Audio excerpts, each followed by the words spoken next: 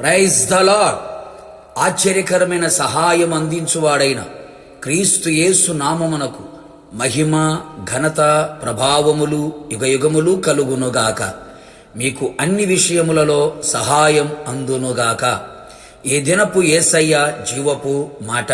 హెబ్రీయులకు రాసిన పత్రిక 13వ అధ్యాయం 6వ వాక్య భాగము. ప్రభువు నాకు సహాయుడు. యేసయ్య వైపు చూచుచు, యేసయ్య అడుగు జాడలలో నడుచుచు, యేసును పోలి నడిపించబడుచున్న ఆత్మీయులారా, ఆత్మ సంబంధులారా, ఈ ఆత్మీయ యాత్రలో నా యేసయ్య నీకు సహాయుడుగా ఉండాలని ఆశిస్తూ ఉన్నాడు. యాకోబు దేవుడు ఎవరికి సహాయుడగునో వాడు ధన్యుడు అని వ్రాయబడి ఉన్నది కదా.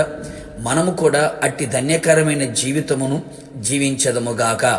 మన జీవితములో ప్రతి విషయములో యేసయ్య మనకు సహాయుడై ఉండాలని కోరుకుందాము. ఆయన మనకు సహాయకర్త, సహాయకరమైన కేడము. ఇంతవరకు ఎవరు నీకు సహాయము చెయ్యాలని కోరుకొని చివరికి సహాయము అందక నిస్సహాయుడవై నిరాశతో నిలిచిపోయావా?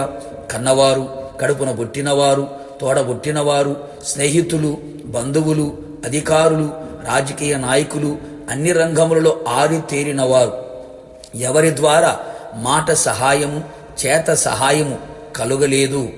సహాయము చేస్తా అన్నవారు చివరికి చెయ్యి విడిచిపెట్టేశారా? చివరికి బ్రతుకు కన్నీళ్ల పరిమితం అయిందా? అవమానములతో తలదించుకున్నావా? నా ప్రియ దైవ జనాంగమా, ఆయనపై ఆధారపడిదము. నిరాధారులకు ఆధారము ఆయనే. అట్టి వారికి ఆయన సహాయుడై ఉన్నాడు. నిరాశ్రయులకు ఆశ్రయము ఆయనే. అట్టి వారికి సహాయుడై ఉన్నాడు. ఆయనే మన ఆధారం, ఆయన మన ఆశ్రయం. ఆయన మనకు సహాయుడై ఉండగా ఎలాంటి పరిస్థితులు మనను భయపెట్టాల్సిన అవసరం లేదు. భయపడనక్కర లేదు. భయము లేకుండా ధైర్యముతో ముందుకు సాగెదము.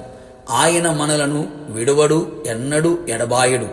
ఆయన సన్నిధిలో మనం మర్రపెట్టగా ఆయన మన మర్ర ఆలకించి, మన కన్నీళ్లను చూచి, మన పరిస్థితులను గమనించి మనకు సహాయుడై మన ప్రతి కన్నీటిని తొడిచి అంగలార్పును నాట్యముగా మార్చి దుఃఖమును సంతోషముగా చెయ్యును.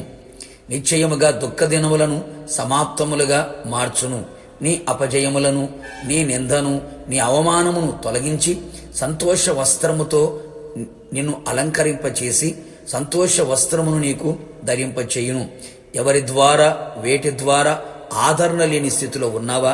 పలకరించేవారు, పరామర్శించేవారు, నేను ఉన్నాను అని చెప్పి ధైర్యపరిచేవారు, బలపరిచేవారు లేనివాడవై ఒంటరిగా కృంగిపోతూ, నలిగిపోతూ, విచారముతో నడిపించబడుచున్నావా? నలిగిపోతున్నావా? ఆయన నీకు సహాయుడై అన్ని విధములుగా నిన్ను ఆదరించునుగాక. ఆయన ఆదరణ నీ ప్రాణమునకు గొప్ప నెమ్మది కలుగు చేయునుగాక. ఇంకను ఆయన నీకు సహాయుడై నిలిచి ఐశ్వర్యమును, మెండుగా ఘనతను నీకు కలుగు చేయును.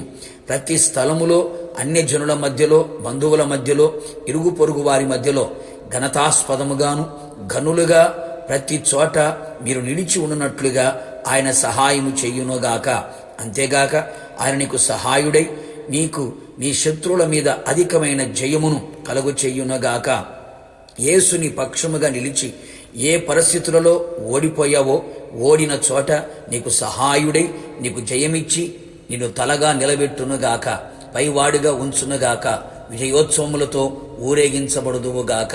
నిశ్చయముగా ప్రభు రాకడ వరకు ఆయన నీకు సహాయుడై ఆయన ఆర్భాటముతో, ప్రధానోత్తర దూత శబ్దముతో మేఘముల మీదకి వచ్చినప్పుడు ఆయనను ఎదుర్కొందుముగాక. ప్రార్థన. కృపగలిగిన మా తండ్రి, నీ పరిశుద్ధ పాదములకు స్తోత్రములు.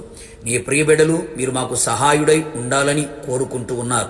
నిశ్చయముగా వారందరి జీవితములలో మీరే సహాయుడై అంతవరకు నడిపించమని కోరుతున్నాం.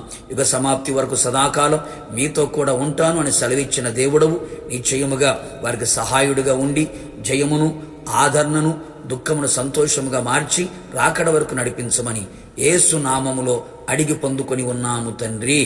ఆమెన్. నిశ్చయముగా మీకును మీ కుటుంబ సభ్యులందరికీ ఆయన సహాయం పరిశుద్ధ స్థలములో నుండి మీకు అందునుగాక. God bless you.